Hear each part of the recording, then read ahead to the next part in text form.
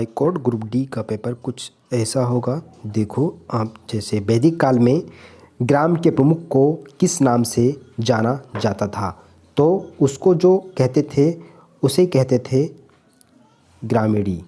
ठीक है। आलमगीरपुर नामक पुरास्थल, क्वेश्चन नंबर 2 देखिए। क्वेश्चन नंबर 2 है, निम्नलिखित में से किस नदी पर स्थित था? आलमगीरपुर जो है हिंडन नदी पर है। किस नदी पर है? हिंडन नदी पर।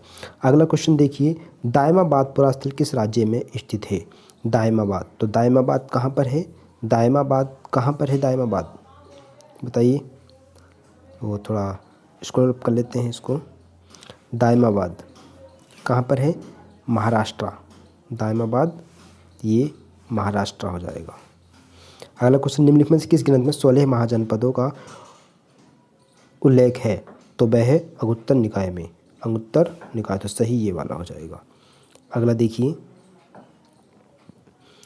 चंपा अधोलिखित में से किस महाजनपद की राजधानी थी? चंपा, तो चंपा जो थी वो कहाँ की थी? अंग जनपद की थी। कहाँ की? अंग जनपद की। आगे है, अशोक का पिता कौन था? समुद्रगुप्त, चंद्रगुप्त मौर्य, चंद्रगुप्त मौर्य, बिंदुसार, तो बिंदुसार हो जाएंगे। अगला देखिए, प्रसिद्ध पुस्तक इंडिका का लेखक कौन है?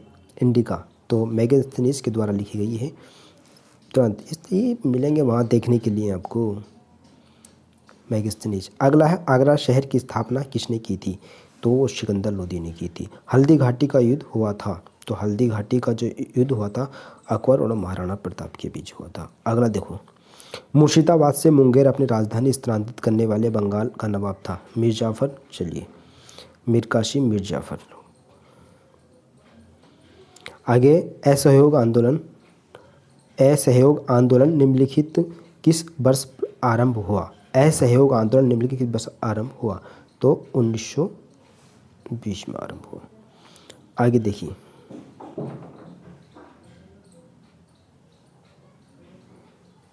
क्वेश्चन नंबर 37 है, प्रथम गोलमेज सम्मेलन कब हुआ था? तो प्रथम गोलमेज सम्मेलन जो है वो कब हुआ था? 1930 में हुआ था। आगे देखिए, मैंग्रोव वन में कौन से वृक्ष पाए जाते हैं? चंदन, सीसल, रबड़, सुंदरी। दैट्स इज सुंदरी। किस देशांतर रेखा को भारतीय मानक मापक से जोड़ा गया है? तो वो इसका सही है 82.5 डिग्री। 82.5 डिग्री। 82.5 डिग्री पूर्व। 82.5 डिग्री पूर्व में। आगे है, गर्म जलधारा। गर्म जलधारा का उदाहरण है, तो गर्म जलधारा का जो उदाहरण है वो है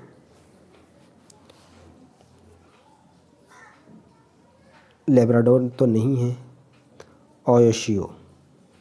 ओयोशियो, क्यूरोशियो। कॉन्ट्रडिक्शन 1 और 2। ओके। अगला देखिए, अधिक उष्ण कटिबंधीय चक्रवात निम्न अक्षांशों के बीच आते हैं। अधिक उष्ण कटिबंधीय चक्रवात निम्न अक्षांशों के बीच आते हैं, तो सही आंसर हो जाएगा 20 से 30 डिग्री अधिक जो आते हैं। तो अधिक जो आते हैं वो क्या हो जाएगा इसका सही? 20 से 30 और 20 से 30 के मध्य यहाँ पे। आगे है, काष्ठ स्थलाकृति जो संबंध है लोएश के मैदान से, बलुआ पत्थर से, चूने के पत्थर से, तो ये हो जाएगा चूने के चट्टान से। चूने चट्टान जो होती हैं। आगे है, थाल घाट का संबंध। थाल घाट का संबंध है उत्तरी रेल से, मेट्रो रेल से, पूर्वी से पश्चिमी घाट से, तो इसका जो संबंध है वो है पश्चिमी घाट से।